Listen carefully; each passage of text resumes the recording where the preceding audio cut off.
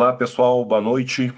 Boa noite a todos. Obrigado pela presença de todos. Meu nome é Júlio Montado, sou diretor da ANAPRE e hoje eu recebi essa missão, aí, essa tarefa aí de conduzir os trabalhos, né? De fazer a mediação aí dessa apresentação que o, que o Renan e o Igor vão nos brindar, né? Então, a gente vai conceder aqui uns 5 minutinhos aí, aqueles 5 minutinhos protocolares, né? Enquanto aí o povo vai chegando, e daqui a pouquinho a gente volta aí, tá bom? Daqui a mais uns 4 minutinhos a gente volta. Um abraço.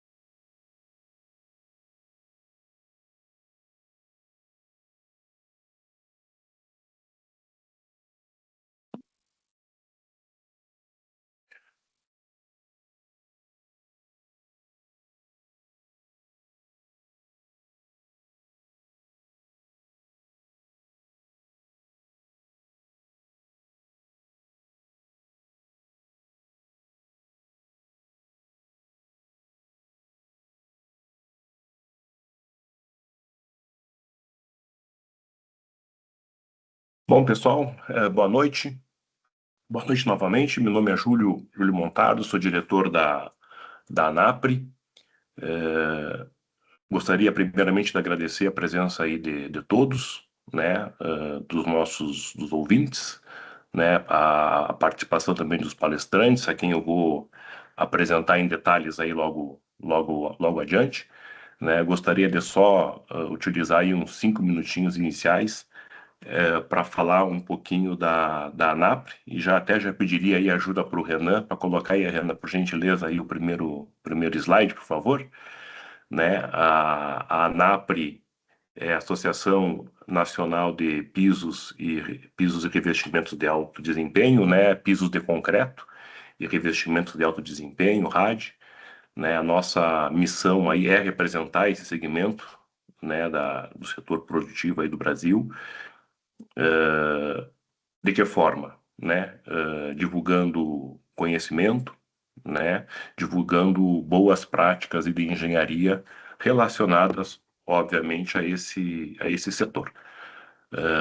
E o webinar, esse é o 39º webinar, né? Ele justamente é mais um exemplo, né, desse trabalho, dessa missão da ANAPRE, né? Começamos aí esse tipo de ação durante a pandemia, deu certo, né? A gente conseguiu assim atingir um público, vamos dizer assim, nacional, né? Mais espalhado aí pelo Brasil afora, né? Então, e a gente gostou, acho que o público gostou também. É sempre muito bem frequentado assim os nossos esse tipo de evento, né? O webinar. E a gente continua fazendo até hoje, né? É uma forma também de democratizar um pouquinho mais aí o conhecimento, as informações, ter uma troca, né, de conhecimento, de informações com outras pessoas de outros estados, né? Para não ficar assim tão concentrado aqui em São Paulo. Né, eu sempre falo, né, que eu sou do Rio Grande do Sul, e sei o que é morar longe demais das capitais, né? Como já dizia o poeta Humberto Gessinger. Então, esse tipo de evento, a tecnologia nos propicia isso, né? Mas também não adiantaria ter somente a tecnologia, né? Se não houvesse assim o interesse e a ajuda de pessoas para que a gente pudesse, né, realizar esse tipo de trabalho. A próxima, Renan, por gentileza. Queria agradecer os nossos patrocinadores, a Química Edley, a Latcrit Solepoxy e a Total Revestimentos Industriais, que viabilizam, né, essa transmissão, esse evento. E também os apoiadores, a ProLab, que é aqui representada pelo Renan, a quem eu vou apresentar com mais detalhes logo adiante. A ProLab é um laboratório que se dedica a desenvolvimento, né, de concretos especiais. E a LPE Engenharia, que é um escritório de projetos de pisos de concreto, né, com bastante experiência aí nesse segmento, e aqui representada pelo Igor, tá? A quem também eu vou apresentar com mais detalhes logo adiante. A próxima, Renan. O tema, então, desse 39º webinar ANAPRE é propriedades mecânicas de concreto reforçado com fibras fabricado com aditivo compensador de retração. Tá? Vai ser, são duas palestras que foram, na verdade, feitas a duas mãos, né? E o professor Renan vai começar e depois o engenheiro Igor da LPE vai dar prosseguimento na sequência. Mas durante a apresentação dos slides, um vai interferir e vai dar pitacos aí no que o outro estiver falando aí, aqui é bem democrático aqui o nosso trabalho, tá bom? A próxima, Renan, por favor. Então aqui, vamos apresentar o Renan, professor Dr. Renan Piccolo Salvador, bacharel em Química pela Universidade de São Paulo. É sempre bom ter pessoas com outros saberes, né, diferente dos nossos, até para complementar aí os nossos conhecimentos, né? Geralmente a turma aí da engenharia civil não é muito dada à química, né? Eu acho que tenho um bloqueio com química, Renan. né? Então é muito bom aí ter outros saberes aí próximo da gente para nos ajudar a entender coisas que às vezes a gente não consegue compreender, né? É mestre em Engenharia Civil pela Universidade de São Paulo, doutor em Engenharia Civil pela Universidade Politécnica da Catalunha, na Espanha, e pós-doutor em Engenharia Civil pela Universidade de São Paulo também. Áreas de especialidade do Renan: Química de Materiais e Construção, concreto reforçado com fibras e concreto projetado. O Renan atua na Universidade São Judas Tadeu, na Prolab Engenharia de Construção, e também é diretor adjunto da ANAPRE. Próximo. E o Igor, engenheiro Igor Henrique Donizete, né, é engenheiro civil pela Universidade em Anguera, São Paulo, pós-graduação em liderança, inovação e gestão pela PUC do Rio Grande do Sul. Não sabia, Igor, que tu tinha andado por aquelas bandas, estou sabendo agora. E mestre em engenharia civil pela Universidade São Judas Tadeu. Áreas de especialidade: pisos e pavimentos de concreto, projetos e consultoria e patologias em concreto. Atuação: LPA Engenharia, e também há muitos anos aí contribui com a ANAPRE, né, principalmente nesse tipo de eventos, né, e nos ajudando aí nos textos técnicos que a ANAPRE divulga, também ao longo aí dos 22 anos, tá? A ANAPRE tem 22 anos aí de existência, sempre promovendo essas boas práticas de engenharia para o setor de piso de concreto e RAT. Agora a próxima já é com o Renan, né, Renan? Renan, fica à vontade, né? Então, qualquer coisa, estou aqui à disposição também. Bom, boa palestra para o Renan e para o Igor.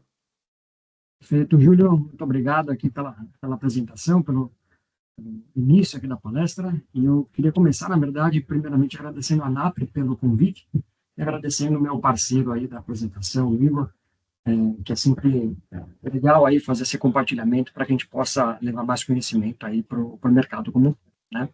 Para começar um pouco falando sobre o concreto com fibras, a gente já tem aplicações muito consolidadas de fibras em concreto em diferentes contextos, né? Em pisos, em pavimentos, em concreto projetado. Então, assim, as fibras têm um espaço muito especial no mercado de concreto, no mercado de reforço para concreto. Tanto que esse valor, né, do concreto com fibras mundial, o valor do mercado, ele está girando em torno de 2,2 bilhões de dólares. Ele girou, na verdade, né, 5 anos atrás aqui.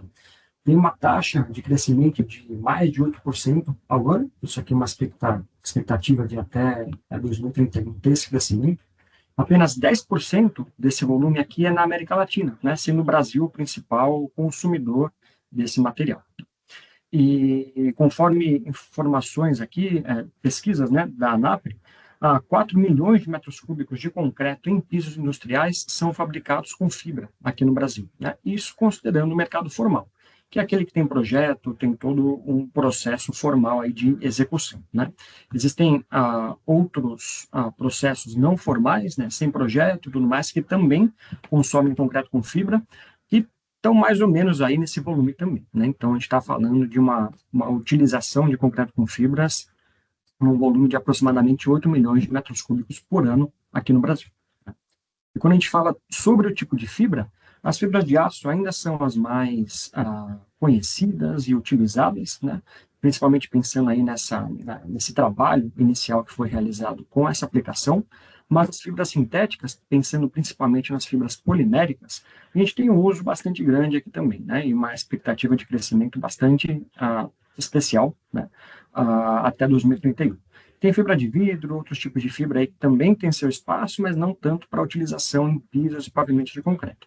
Quando a gente pensa nas aplicações principais que o concreto com fibras tem, a gente está falando muito de obras de infraestrutura, concreto projetado para túnel de transporte, túnel de esgoto e diversas outras aplicações, em segmentos aqui de túneis para minas também, segmentos industriais como um todo. Então, são as aplicações que a gente mais consome concreto reforçado com fibras, né?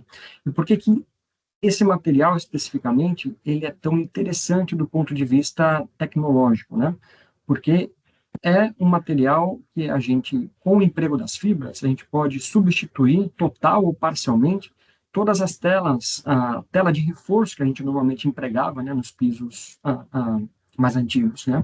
E somente essa colocação, a instalação aqui da tela, é um processo que consome mais ou menos aí 15, 20% do tempo de execução de um piso, né? Então, só por a gente substituir essa tela por fibras, né, tanto metálicas como poliméricas, a gente tem a possibilidade, né, de aumentar muito a produtividade do processo de execução.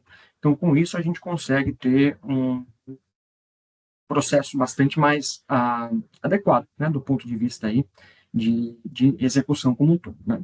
Então, as fibras não necessitam ser previamente colocadas, né? Elas são adicionadas diretamente aqui na esteira, juntamente com os agregados, para alimentar o caminhão betoneira. E conforme elas são adicionadas, elas vão sendo misturadas, elas vão sendo homogeneizadas, né? E esse material fica com esse reforço tridimensional, né? Que é bastante interessante aí para, enfim, controle de retração, fissuração, propagação de fissuras como um todo, né? E a gente consegue fazer essa execução do piso de uma maneira bastante simples, né? Bastante simples, quero dizer, né?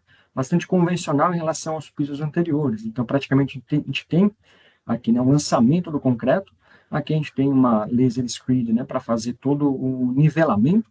Vocês podem ver que, nesse caso, aqui em cima da lona, a gente não tem nenhuma tela, né? Não tem nenhum outro tipo de reforço, né? Aqui tem as formas com barra de transferência e tudo mais, que são convencionais aí também. Vocês podem ver que a aplicação do concreto com fibra aqui, ele bastante, não é necessária, né? Uma instalação prévia aí de nenhum tipo de reforço anterior, tá? E aí, o acabamento também fica um acabamento bastante bom. A gente tem fibras de altíssima qualidade aqui no Brasil, que a gente não tem afloramento e tudo mais, então a qualidade da superfície, né, pós-acabamento aqui fica bastante interessante, fica bastante boa, né? E as fibras como um todo, elas atuam para evitar ou para diminuir, né, a velocidade de propagação de fissuras em concreto, né, em matrizes cimentícias como um todo. Então, quando a gente pega algum tipo de concreto, né, sem nenhum tipo de reforço, a gente sabe que, pensando principalmente aí em esforços de tração, de flexão, a gente vai ter uma ruptura bastante brusca, né? Então, porque a formação de uma fissura aqui, ela se propaga muito rapidamente, né? Então, a gente tem algumas concentrações de tensão quando a gente tem essa frente de propagação de fissura, né? Já quando a gente coloca, né, adiciona as fibras aí no concreto como um todo, a gente vai ter que essas fibras podem, entre aspas, costurar ou pontear essa fissura. E com isso a gente vai ter uma propagação de fissuras muito controlada, né? Então, as fibras não eliminam a formação das fissuras, mas evitam propagações descontroladas nesse caso, né? Diminuem muito a propagação das fissuras como um todo, né?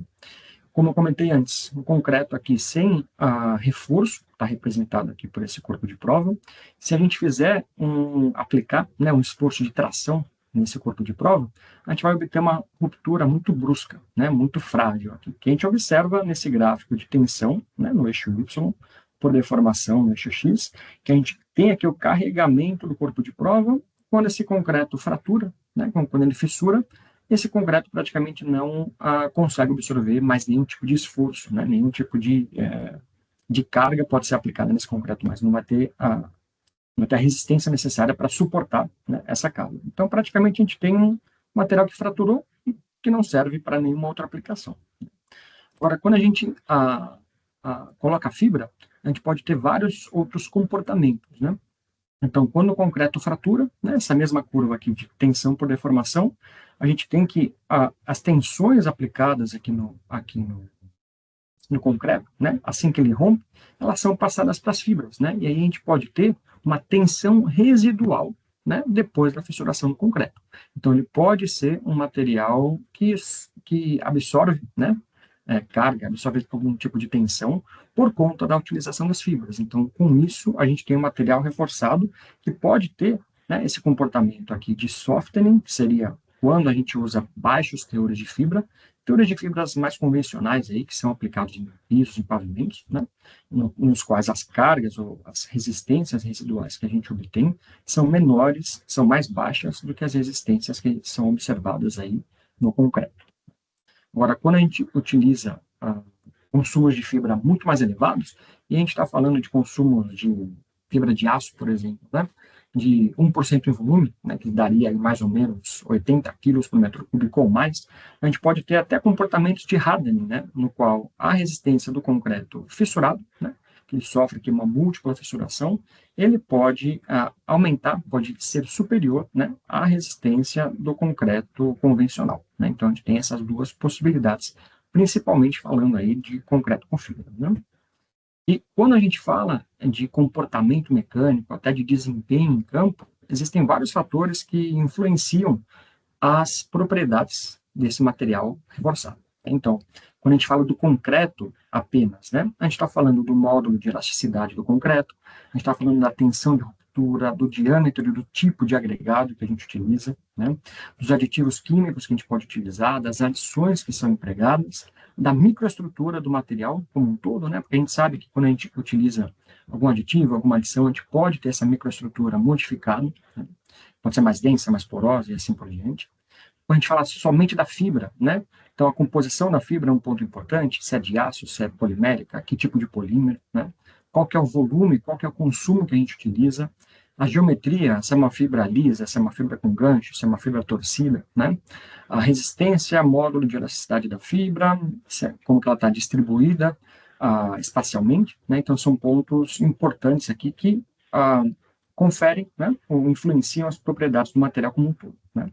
E quando a gente fala na interface que existe entre a fibra e o concreto, né? Porque para a fibra conferir essa resistência, a gente tem que ter que ela tenha, né, uma boa interação com o concreto, que ela seja muito bem aderida, né, à matriz, para que ela possa conferir essa resistência residual, né? Então, essa aderência, ela pode ser físico-química ou ela pode ter algum tipo de ancoragem, né, por algum tipo de geometria especial que ela obtém, né? Então, tem uma ancoragem aqui, como a gente observa nas fibras de aço com gancho, né? Aquele ganchinho serve para que essa ancoragem seja melhor, né?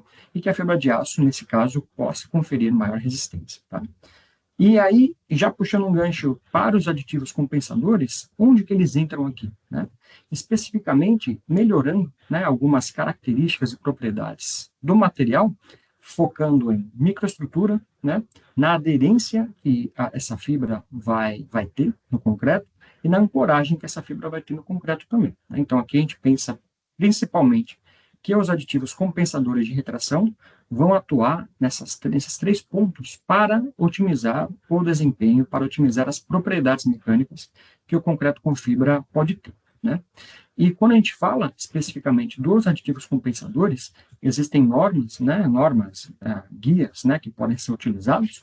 Aqui no Brasil a gente usa a NBR 11768.1, que fala de diversos aditivos, de dispersantes, de aceleradores, inclusive dos compensadores de retração, né? Então, essa série de normas aí tem toda a especificação, tem todo os processos de caracterização do aditivo que são necessários, né, para considerar que um produto possa ser considerado como um aditivo compensador, né?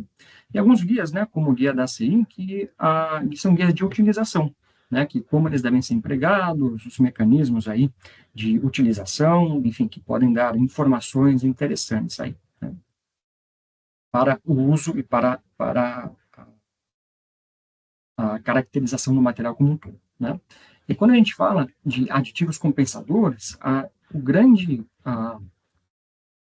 o composto mais comum que a gente observa como base desses materiais é óxido de cálcio, né? Mas quando a gente fala de óxido de cálcio, a gente tem diversas variedades, né? Então, a gente tem o óxido de cálcio convencional e a gente tem óxidos de cálcio que são supercalcinados, né? Então, qual que é a diferença entre eles? Principalmente a temperatura na qual ele é calcinado. Então, o óxido de cálcio, ele provém aí do carbonato de cálcio, né? Então, essa transformação química, ela começa a ocorrer em torno lá dos 700, 750 graus Celsius, né?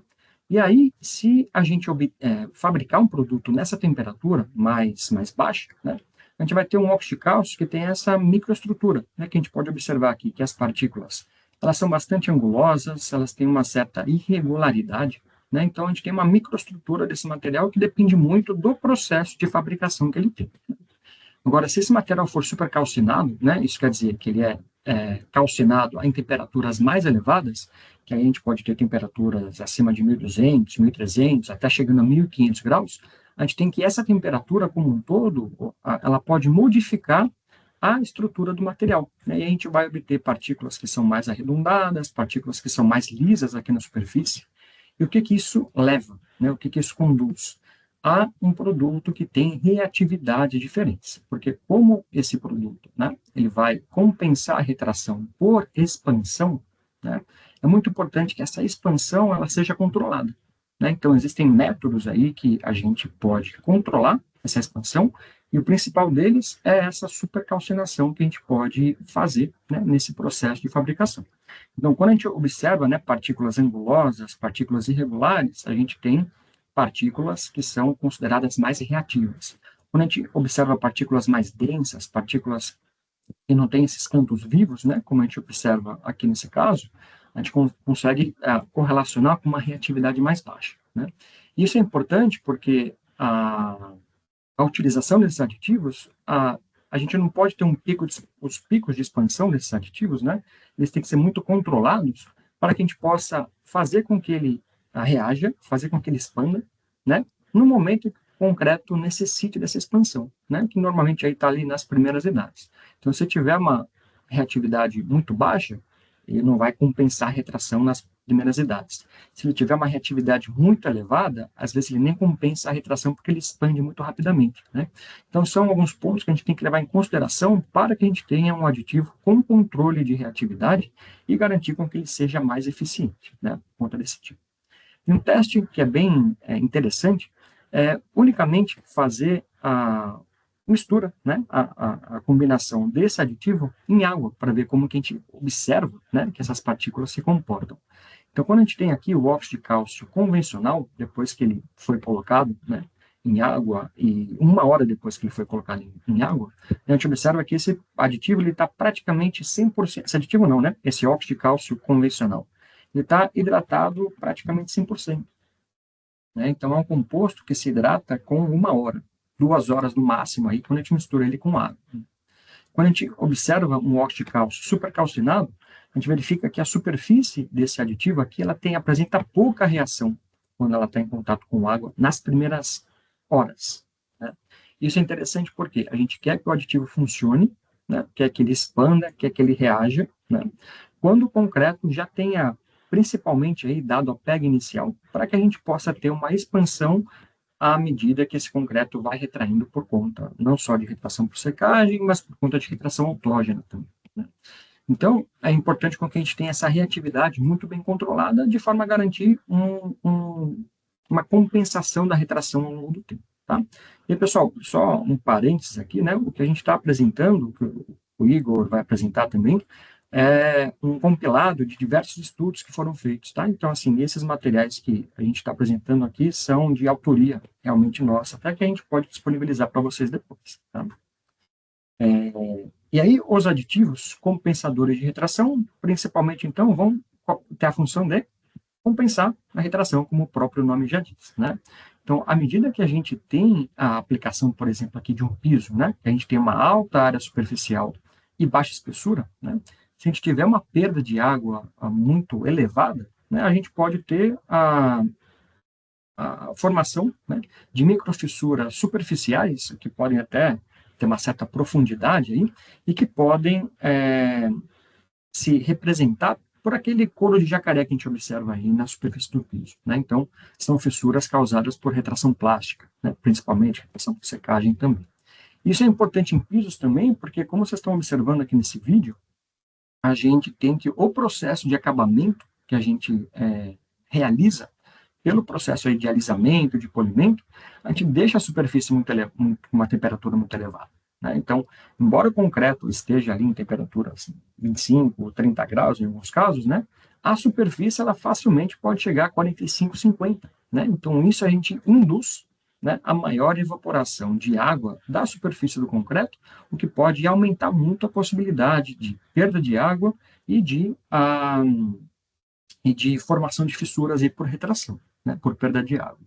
Então, o uso dos aditivos compensadores nesse tipo de aplicação, né, baixa espessura, alta área superficial, é muito interessante, muito importante para que a gente possa evitar, né, esse tipo de fenômeno que pode ser bastante deletério aí para a durabilidade do material como um todo. E pensando, né, até mesmo em processos aí que a gente desenvolve para piso, a gente pode muito diminuir a retração que ele vai ter, com uma cor adequada, com boas práticas aí, né? Mas se a gente pensar unicamente no cimento, né, o cimento é um material que reage com água e unicamente pela sua reação já vai ter uma retração, né, que nesse caso a gente vai chamar de retração autógena. Então, assim, usou cimento e usou água, a gente vai ter um material que retrai. Né? Então, mesmo que você tenha várias condições de campo controladas, a gente vai ter um material que retrai. Então, muito importante que a gente utilize os aditivos compensadores para manter uma estabilidade volumétrica adequada para o sistema que a gente está aplicando. Né? Então, além dessa retração autógena, o concreto, né, apresenta, falando de números genéricos, né, um concreto convencional, aqui com cimento brasileiro, sistemas aqui brasileiros, agregados brasileiros, a gente tem uma retração que pode chegar em aproximadamente de 450 a 500 micrômetros por metro linear. Né? Então, a gente está falando de retrações que, nesse caso, podem limitar, né, pensando especificamente em projetos de piso, podem limitar o tamanho de placa que a gente vai obter, né, que a gente vai desenvolver. Né? E quando a gente fala de óxido de cálcio, né, a gente tem que, esse processo de expansão, a gente vai ter uma compensação dessa retração, né, que ela sai aqui de 500 micrômetros por metro, e dependendo da dosagem aí do aditivo, a gente pode chegar em controles, né, ou em retração do concreto bastante diminuída, que vai de 150 a 300 micrômetros aí por metro linear. Né? Então, isso porque o óxido de cálcio, reagindo com água, ele gera hidróxido de cálcio, que, por si só, né, gera uma expansão de praticamente 100% em volume. Então, isso o que quer dizer? Se a gente pegar 1 litro de pó, né, 1 litro de óxido de cálcio, misturar ele com água, ele vai gerar 2 litros de hidróxido de cálcio. Né? Então, essa expansão aqui, ela é importante para a gente considerar, né, a dosagem que a gente vai utilizar e tudo mais, para que a gente possa obter um controle de retração adequado aí nesse caso. Né? Então, esses valores, de novo, né, são valores médios que a gente observa aqui em ensaios laboratoriais, né, tanto de concreto convencional como de concreto com retração compensada, né? E, obviamente, esses parâmetros são importantes para alimentar os projetos que a gente vai desenvolver aí para pisos e pavimentos. Né? Então, com esse início, com essa introdução, quero passar a palavra aqui para o Igor, né, para que ele dê continuidade aqui na palestra. Igor, por favor. Obrigado, Renan. Primeiro, boa noite a todo mundo. Agradeço a presença de vocês aqui conosco. Aproveito aí também para agradecer a NAPRE, não somente pela oportunidade de estar aqui participando com vocês, mas por toda a organização do evento e tudo que ela tem feito aí pelo mercado, que eu particularmente entendo que é algo muito importante, muito especial e, de certo modo, aí sempre sobe a régua do mercado que é tão concentrado e tão importante para o Brasil de modo geral, né? Bom, a ideia agora é complementar um pouco do trabalho e da fala do Renan, trazendo aí um estudo de caso, né, um trabalho que nós fizemos, que ela deu a sequência do meu mestrado, tá? Então, a ideia inicial desse estudo foi visando ali entender uma oportunidade de mercado, ou melhor, uma janela de mercado, que se estava se crescendo ali, porque a quantidade de soluções especiais, tanto de pisos com placas grandes, como o Renan comentou, né? Quando nós temos um concreto com uma retração menor, nós conseguimos aumentar o espaçamento das juntas, consequentemente reduzir as juntas de um piso, e isso nós sabemos que uma junta no piso de concreto é o calcanhar de Aquiles, né? Então, uma junta é onde nós temos os maiores pontos de manutenção, são as regiões que precisam de cuidado e geralmente geram maiores custos durante a vida útil de um piso de concreto. Também soluções como lajes, capeamentos, que estavam trazendo para o mercado uma quantidade maior de concretos com o uso de aditivos compensadores de retração. Então, isso nos trouxe um alerta em especial do que poderia trazer de desempenho adicional para um piso de concreto, né, para um concreto industrial, um concreto especial, além da compensação da retração, né? Então, a partir daí, nós buscamos realizar um estudo prático, onde nós executamos ali cerca de 15 placas de concreto em tamanho reduzido, mas buscando todos os procedimentos executivos que são feitos no dia a dia na execução de um piso de concreto, como lançamento, sarrafamento, adensamento, processo de acabamento, processos de endurecimento superficial e cura. Então, dentro desse estudo, metade das placas nós utilizamos um compensador de retração, metade das placas foi sem compensador de retração, concreto comum.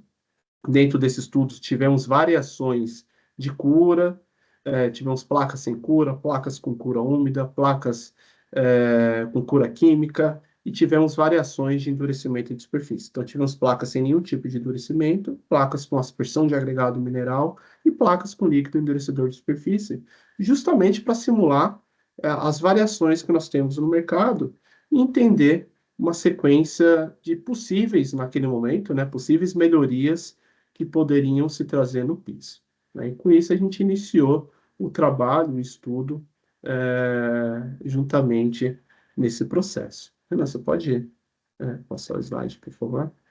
Então, a partir dessas placas, após um período aí de 28 dias, nós coletamos algumas amostras para fazer alguns ensaios específicos. Então, primeiro, a avaliação se deu através de corpos de prova que foram retirado uma pequena lâmina dessas amostras, e nós escolhemos duas piores situações, né, que é o concreto, foram duas placas de concreto sem nenhum tipo de cura, né, então entendemos que um concreto sem cura, ele traz uma pior situação do ponto de vista de desempenho e de aspecto, de modo geral, e tiramos essas amostras de uma placa sem cura e sem compensador de retração, e de outra placa com compensador de retração, mas também não teve nenhum tipo de cura. Então, tiramos essas lâminas dessas amostras, levamos para o laboratório e fizemos algumas avaliações utilizando uma microscopia óptica.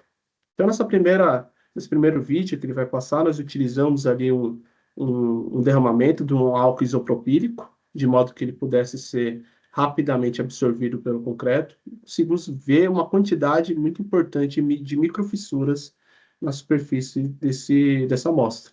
Tá? Então, quando a gente já pensa de um concreto que ele não teve cura, naturalmente esse concreto ele teve uma perda de água muito rápida, o que permitiu que ocorressem essas microfissuras por retração plástica. Do mesmo modo, nós fizemos essa avaliação lançando o álcool isopropílico numa amostra de um concreto, do mesmo concreto, aliás, que não teve cura, mas usando o compensador de retração, e verificamos praticamente que não houve microfissuras na superfície dessa amostra. Então, o que mostrou que a gente teve um ganho muito importante de desempenho nesse sentido, né? Renan, se puder avançar, por favor. Uma segunda avaliação foi um ensaio de abrasão, através de um método normativo de uma norma britânica, que é a ABS EN 3892, que ela trata sobre um processo de aceleração do ensaio de abrasão. Então, nós utilizamos ali um equipamento normatizado, que ele tem 3 rodas de mastro especial, de uma dureza específica, onde ele, durante o ensaio, ele vai girando na sua base aproximadamente 2.850 voltas durante 15 minutos. Então, antes de fazer o ensaio, nós temos um gabarito, 8 pontos equidistantes, pegamos a referência desse ponto, e após o ensaio, colocamos o gabarito e entendemos o nível de desgaste que ocorreu. E com isso a gente correlaciona com parâmetros normativos esse nível de desgaste, que vai mostrar qual é a resistência à abrasão desse concreto e para qual tipo de operação ele é ideal. Se é uma operação industrial, se é uma operação logística, se é um concreto que ele é ideal, que só tem um tráfego leve de pedestre, então a gente consegue fazer uma avaliação nesse sentido. Então, realizando esse ensaio nas mesmas placas que fizemos aquelas amostras sem cura, com e sem o compensador, tivemos uma avaliação muito importante. Então, o concreto no lado esquerdo da tela, né, nós tivemos ele um concreto sem cura e sem compensador, então o nível de desgaste visual foi bem importante, né? Enquanto na placa sem cura, mas com compensador de retração, tivemos uma redução bem importante do nível de desgaste, o que mostra um ganho de desempenho no sentido de resistência superficial, ainda mais um concreto que não teve cura e também não teve nenhum tipo de endurecimento da superfície. Tá? Então, a gente conseguiu ter uma avaliação bem positiva nesse sentido. Renan, se puder passar. Antes de comentar sobre esses parâmetros aqui, nós tivemos duas avaliações bem importantes, né? Então, o primeiro foi que houve uma redução bem importante dos níveis de exudação das placas que tiveram compensador de retração. Então, ele mostrou um maior controle da presença de água dentro do concreto, né? Então, ele reduziu essa expulsão rápida da água, tá? Para quem não está familiarizado com esse termo, é quando a gente observa uma formação de uma pequena lâmina de água, ou pequenos gotas superficiais, parecendo uma gota de suor. Eu sempre faço uma analogia, quando se tem ali um copo e você coloca uma água gelada, em volta desse copo forma uma condensação, então esse efeito de exudação é muito similar quando ocorre no concreto, então a gente observou essa redução, essa retenção de água, e também, ao fazer alguma avaliação do ponto de vista de caloria do concreto, a gente observou que com o compensador de retração teve uma redução de temperatura também, né? Justamente até pela essa maior presença de água dentro da matriz de concreto, e com isso a gente conseguiu ter alguns ganhos importantes, porque quando você tem uma retenção maior de água, essa água ela não é eliminada, e você tem um concreto com uma caloria menor, você tem algum ganho em outro sentido, né? Então a gente conseguiu observar alguns fatores adicionais, que foi a redução da absorção de água. Então, nós tivemos um concreto que, tecnicamente, ele é menos poroso. Tivemos um ganho um pouco maior no que diz a resistência à compressão. E, naturalmente, como observado naquelas imagens, um ganho de resistência ao desgaste e resistência à abrasão da ordem de 30% a 50% nessa solução, né? E isso nos traz, de modo geral, um ganho. Se puder só dar um clique de maior durabilidade, redução de custos de manutenção e até de produtos ou processos de endurecimento superficial. Porque se você tem um piso, um concreto que ele tem uma maior resistência ao desgaste, ele é menos poroso, tudo isso vai trazer uma redução de manutenção e de custos com materiais durante a vida útil, né? Então, isso foi um ponto principal que nós observamos nesse estudo. E aí a gente chega no momento agora da reunião que talvez vocês estejam perguntando o que isso tem a ver com concreto, com desempenho com fibras, né?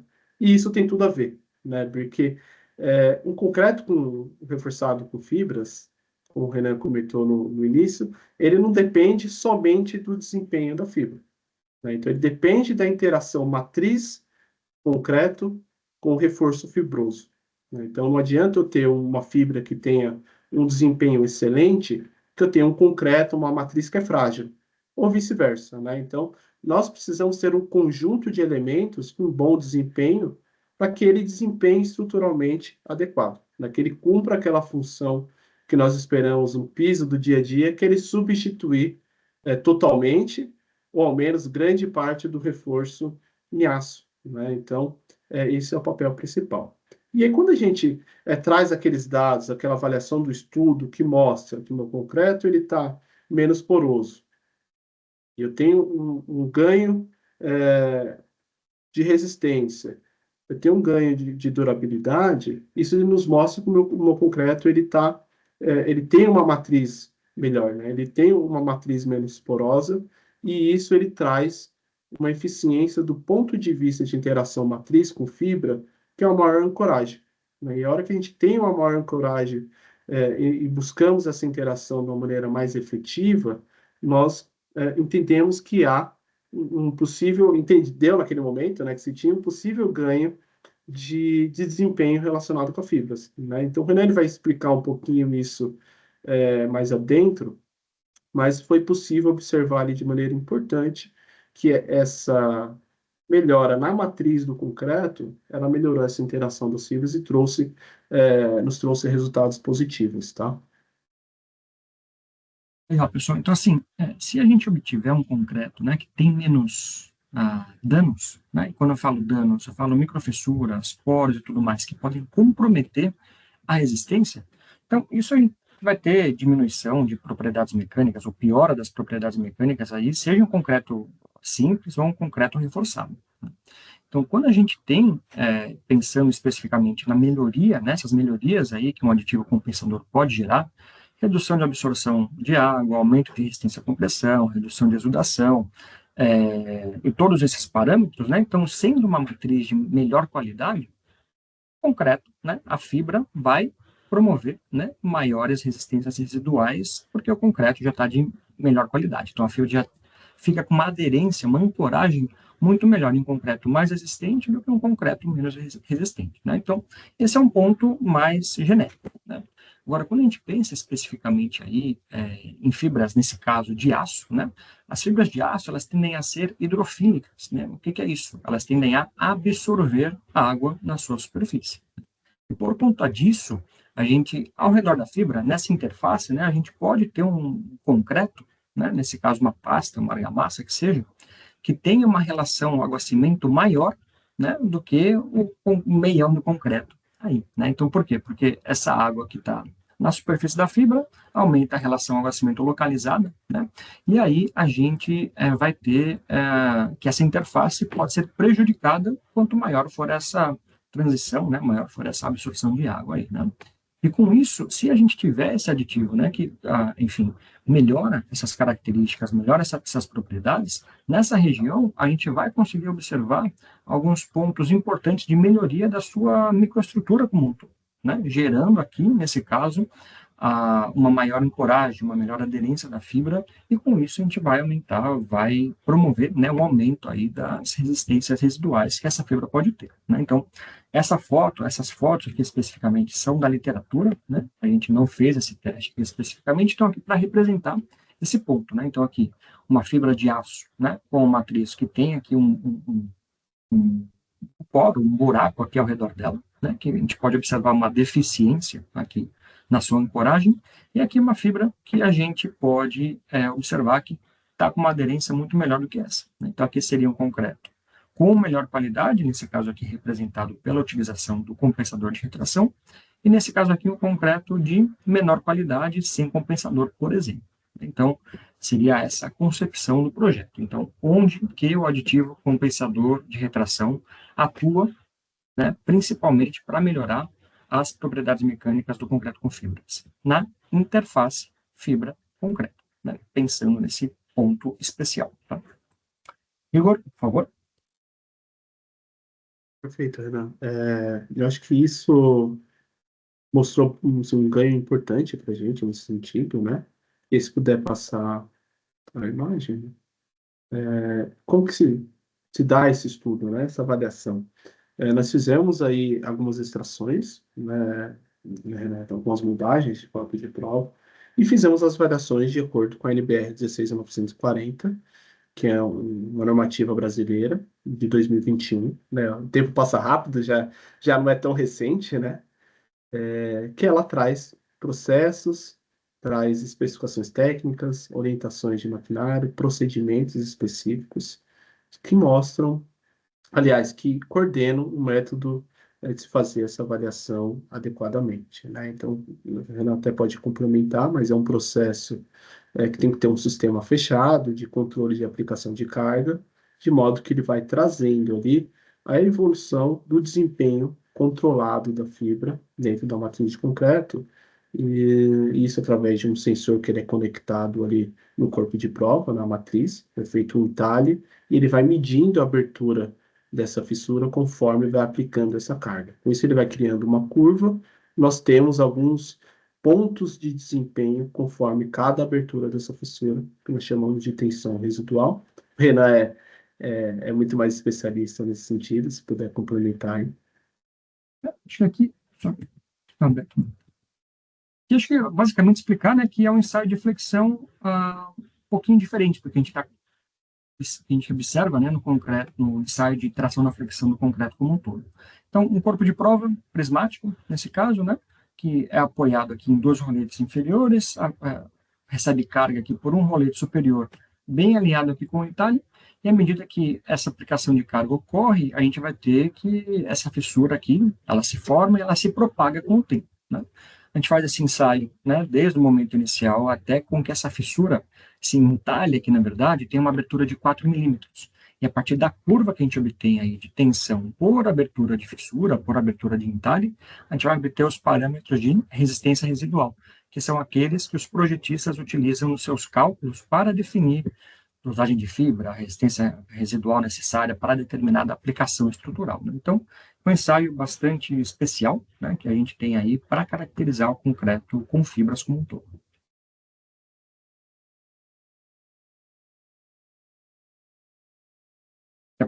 Quer voltar, Igor? Não, tá Vamos ok. aos Se não resultados? quiser poder ir no andamento, eu complemento conforme você for avançando, tá? Legal. Então, assim, nesse ensaio, o que a gente observa, né? A gente obtém aqui uma curva de tensão por abertura de fissura, né? Em que ela vai ter essa cara. Então, o corpo de prova aqui vai sendo carregado, até que o concreto rompa, né? Perceba que essa ruptura ocorre para níveis muito baixos aqui de abertura de fissura, né? Então, fissuras muito iniciais, muito pequenas, aí já podem fraturar o concreto como um todo. À medida que esse concreto rompe, essa carga, essa tensão é passada para as fibras, né? E aí a gente observa aqui o começo da curva pós-fissuração, né? Ela vai desde o concreto aqui fraturar até esses 4 milímetros aqui que a gente normalmente realiza o ensaio, né?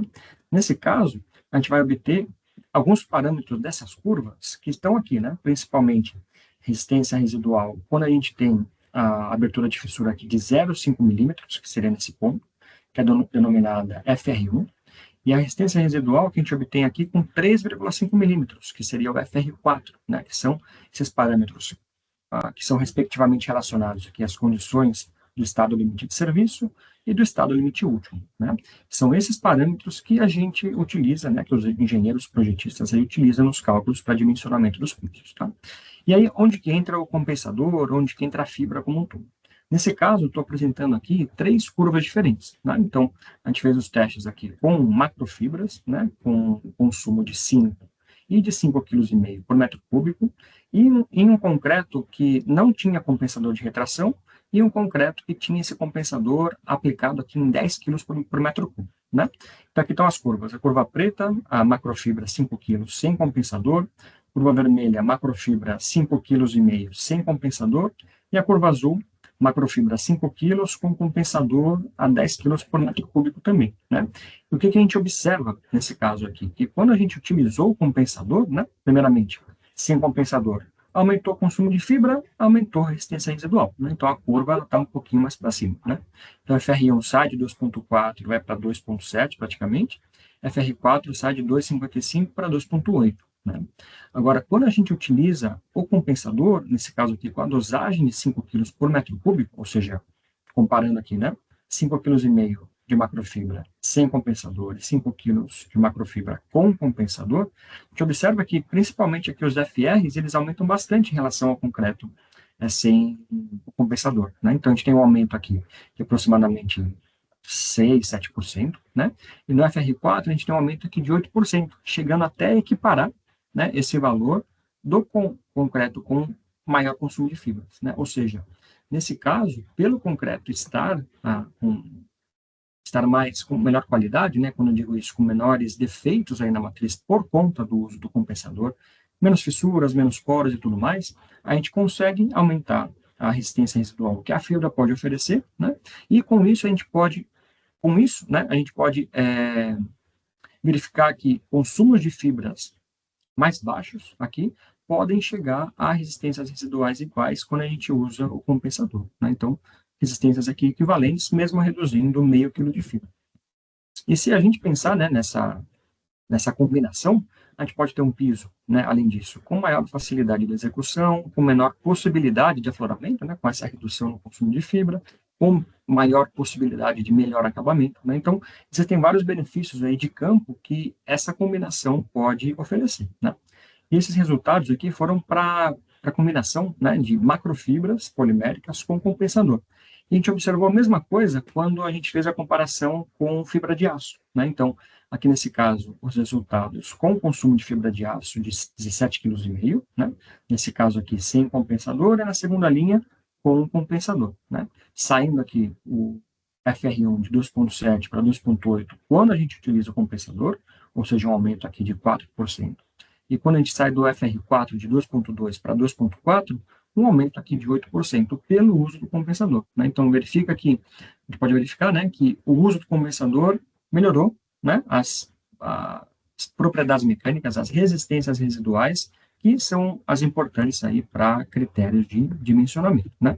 E com isso, a gente pode ter dimensionamentos de piso que podem mexer um pouco aí, né? Tanto na espessura, a gente pode pensar até numa melhoria, né? Uma otimização da espessura do piso como um todo, em tamanho de placa, pensando na redução aí da quantidade de juntas, né? Então, são vários parâmetros aí que a gente pode pensar, né? Para alimentar as decisões de projeto e obter um piso de melhor qualidade, né? Então, execução, acabamento e tudo mais, né? Então, apesar... Sim? Se até puder voltar um pouquinho, acho que é importante a gente pontuar são algumas coisas práticas do nosso dia a dia, né, que podem auxiliar, né? Quando a gente pensa por exemplo, reduzir o consumo com o mesmo desempenho, tem um ganho econômico, né? Isso é claro, mas também nós temos um ganho na trabalhabilidade e no comportamento do concreto como um todo, né? Então, quando nós reduzimos, por exemplo, meio quilo de fibras, no caso de macrofibras, por exemplo, a gente tem um ganho natural na coesão do concreto, na trabalhabilidade, na redução de aditivos, né? Então, isso traz custos, não só na redução de custos, aliás, e não só no consumo da fibra, mas também no próprio concreto, né? Então, isso vai trazer um comportamento positivo nesse cenário. Como você pontuou, menos fibra, melhor acabamento, melhor trabalhabilidade, melhora o processo de execução, mas também ele traz um conforto, ou melhor, uma segurança que muitas pessoas não enxergam hoje, que é na dispersão das fibras, né? Então, se tem um cenário hoje de estudos, de avaliações que estão crescendo, né, que é na dispersão da fibra. O que isso significa, né?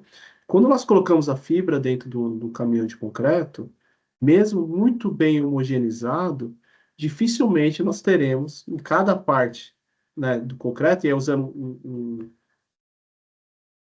uma coisa prática aqui, por exemplo, se a gente divide esse caminhão em três terços, tira uma amostra no primeiro terço, uma amostra no meio do caminhão e uma amostra no último terço, dificilmente nós teremos uma mesma quantidade de fibras nesses três terços. Então, pode ser que eu tenha uma quantidade de 4,5 kg, 4,7 kg no primeiro terço, e eu tenho no último terço uma quantidade de 6 fibras. Então, quando a gente reduz essa questão do terço, eu estou com uma solução técnica muito no limite, ou eu tenho outras variações dentro da minha matriz de concreto, que ela não está com uma boa resistência, ou estou com uma variação de espessura no piso, eu tenho outros problemas que podem impactar no desempenho da minha estrutura como um todo, eu começo a gerar alguns riscos, né? Então, quando a gente pensa nesse sentido de dispersão, e eu tenho um produto ou melhor, um material que ele está auxiliando no aumento do desempenho, naturalmente nessas regiões onde a gente vai ter uma menor dispersão das fibras, ele vai trazer uma segurança estrutural maior. Então, acho que isso é uma coisa bacana para se compartilhar também, tá, né?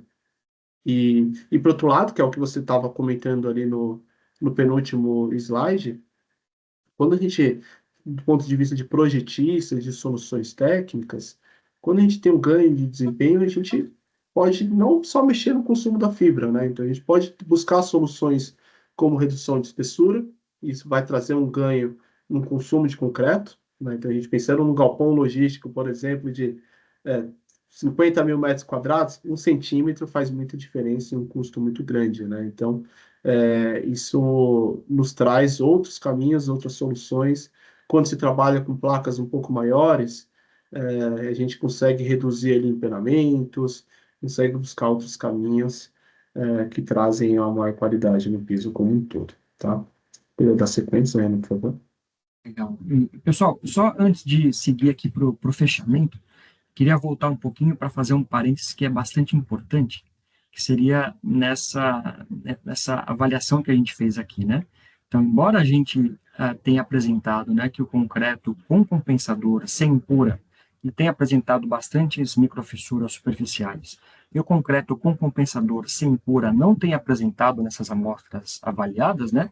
Isso não quer dizer que o compensador substitua uma cura de boa qualidade. Perfeito. Tá? Então, ele vai auxiliar, né? E esse auxílio, né, é um auxílio, né? Não é uma substituição. Então, as boas práticas de campo têm que ser utilizadas em concreto com compensador e em concreto sem compensador, tá? Então, é um adendo aí que eu queria fazer para talvez evitar uma questão associada aí a. Perfeito, é isso aí, Renan. Até porque a hora que se a gente for a fundo, por exemplo, numa resistência superficial, de abrasão, Uhum. possivelmente aquela resistência do concreto que não teve endurecimento, não teve cura, apesar de ter um ganho relacionado à pior situação, ele não foi suficiente para suprir uma operação industrial, por exemplo, né? Então tem outros Exatamente. quesitos nesse cenário. O Júlio já apareceu ali, é que tá na hora, né? Então, só para Tá fechar, na pessoal, hora. Vai lá, Renan. Só- então, assim, o compensador, o uso de compensadores, ele não serve somente para placa grande, né? Quando você quer aumentar espaçamento. A gente pode ver que todos esses benefícios aqui também podem ser entendidos como uma solução para placas pequenas, placas de 10 por 10 metros, por exemplo, né? Então, melhoria da qualidade do concreto, da superfície, maior resistência à abrasão, né? Então, vários desses pontos nos dão, né, a possibilidade do uso dessa tecnologia para qualquer tamanho de placa, tá? E pensando em reduzir, então, a retração, as fissuras por retração, os danos gerados aí pela retração, né? Melhorando o desempenho das fibras, né? As resistências residuais que elas podem conferir, facilitar a execução e, pensando de uma maneira global, garantir um concreto, um piso com uma maior durabilidade como um todo, né? Então, conforme diversos requisitos aí de qualidade nacionais e internacionais, né?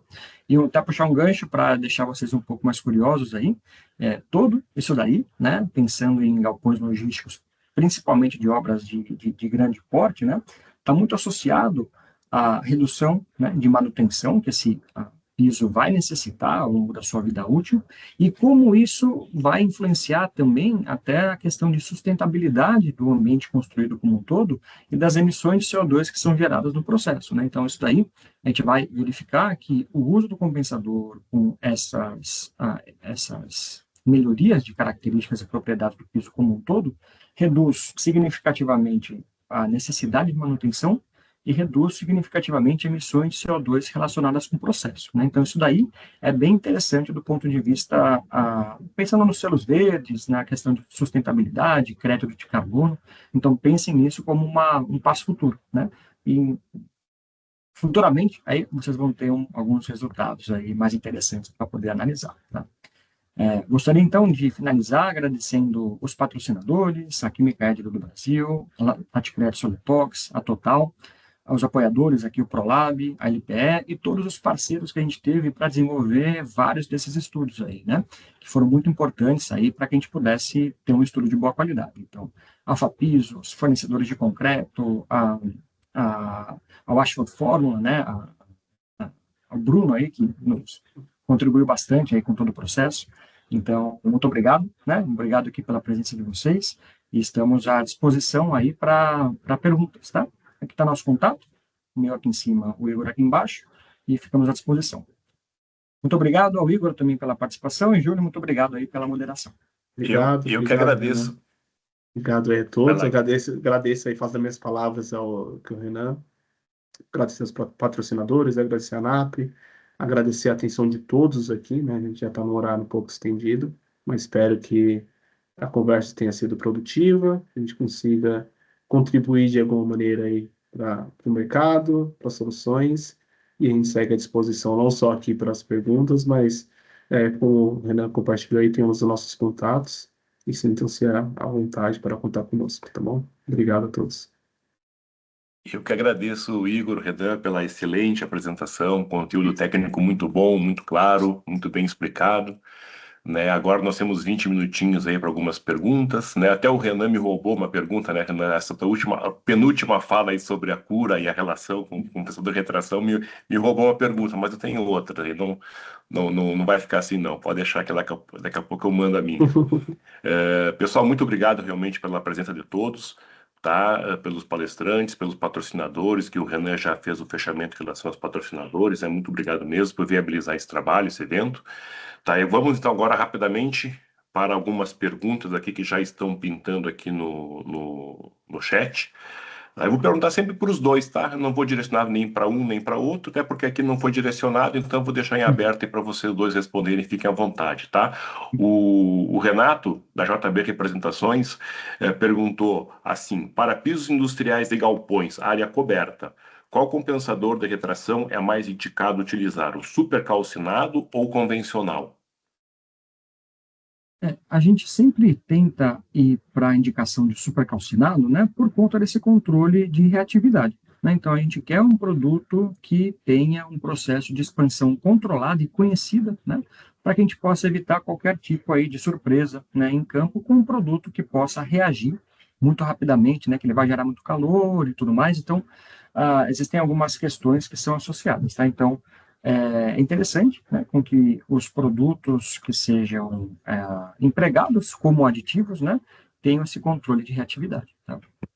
Perfeito, né? Acho que o primeiro ponto é o que você trouxe, né? A reatividade muito agressiva no concreto, ela pode trazer uma caloria muito grande e impactar no comportamento desse concreto, né? Então, quando a gente fala de impacto, ele pode trazer um concreto que ele tenha uma pega muito mais rápida e também, a depender do método de adição na usina ou dentro do caminhão desse concreto, por exemplo, eu posso ter caminhões que têm um tempo de pega diferente. E isso vai trazer aquelas indesejadas juntas frias, né, pegas diferenciadas, e isso ele pode contribuir. Mas isso depende da reatividade, né? Isso não quer dizer que nem todos os aditivos que não são supercalcinados, eles não podem ser utilizados, né? E o que é importante é fazer uma avaliação de cada produto. Então, ele tem que. Hoje nós temos a NBR, se eu não me engano, é 11768, né? De aditivos, que ela traz as especificações que um aditivo compensador de retração ele precisa ter, todos os parâmetros. E é importante você fazer ensaios de retração para se avaliar o comportamento desse concreto. E aí, quando a gente fala ensaio de retração, é importante que não seja uma matriz específica. Né? É importante Uhum. que ela seja com o concreto que ele está sendo utilizado na obra. Legal. Só Perfeito, para muito.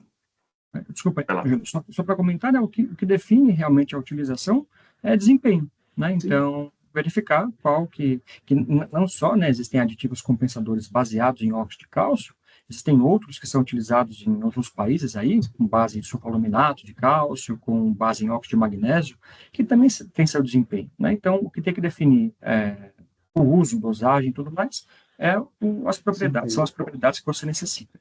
Porque no fim do dia o que é importante, o que é mais importante talvez aí é a compensação de retração, né? Do Uhum. modo que ela seja efetiva durante todo o processo e na data considerada aí no dimensionamento. Perfeito. O Renato ele faz um complemento aqui da pergunta, perguntando quais seriam os critérios aí para dimensionar a dosagem, né? A quantidade por metro cúbico do compensador. Como é que a gente determina isso? O primeiro ponto, quando vai se fazer o dimensionamento no piso de concreto, você tem as considerações de níveis de retração que são esperados para esse piso, que é o que vai ditar qual é o espaçamento de juntas, qual é a dosagem de reforço estrutural que eu estou colocando. Então, o primeiro ponto é entender qual é a retração almejada para esse concreto. Né? Hoje, os produtos que se tem no mercado, se tem um range, né? Uma estimativa de dosagem, que ela, usualmente, de mercado, ela vai de 10 a 15 quilos por metro cúbico de compensador de retração, tá? Então, qual que seria o caminho? Primeiro, entender qual é a retração almejada e, com isso, se fazer avaliações no laboratório, usando um range de consumos pré-determinados. Geralmente, um projetista de piso industrial já tem que ter esses parâmetros indicados no projeto, né? E entender qual que é a dosagem necessária para se obter a retração almejada. Perfeito, obrigado. Eu tenho uma pergunta sobre a relação do compensador da retração com a microfibra, né? Vocês falaram sobre macrofibra e fibra, a relação boa, positiva entre o compensador e fibras estruturais, vamos dizer assim, macro e fibra de aço, né? E aí, em relação à microfibra, elas são concorrentes, a micro com a compensador, ou são complementares? O que vocês poderiam dizer a respeito? Eu tenho, eu não sei qual é a visão do Renan aí, tá? Mas eu tenho uma visão que são complementares, tá? Não são concorrentes entre si.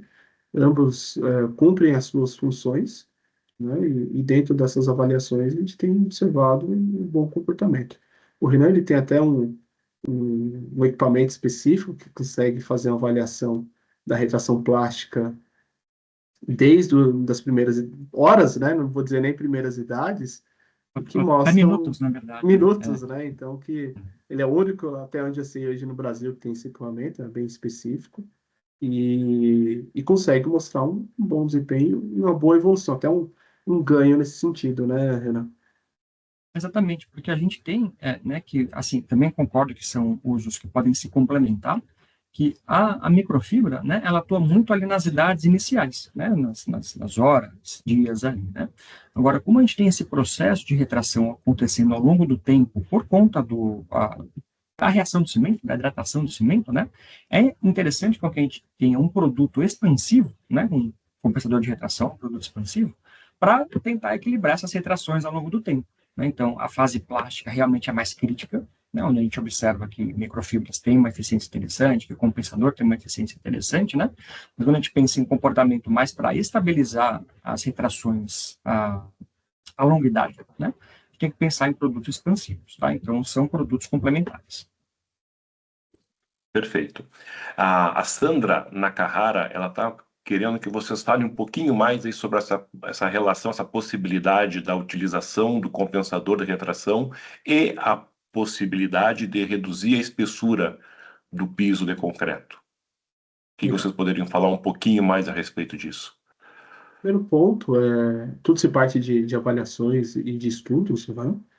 E quando a gente fala no início, que seria a possibilidade de aumento de desempenho das fibras, teria que entender dentro daquela matriz qual é o desempenho de fato que a gente está tendo um ganho. E se a gente tiver um ganho muito importante, como a gente observou nesses estudos, ia depender dos níveis de carga e de operações durante esse dimensionamento, há a possibilidade de ter essa redução, tá? Então, esse é o primeiro ponto.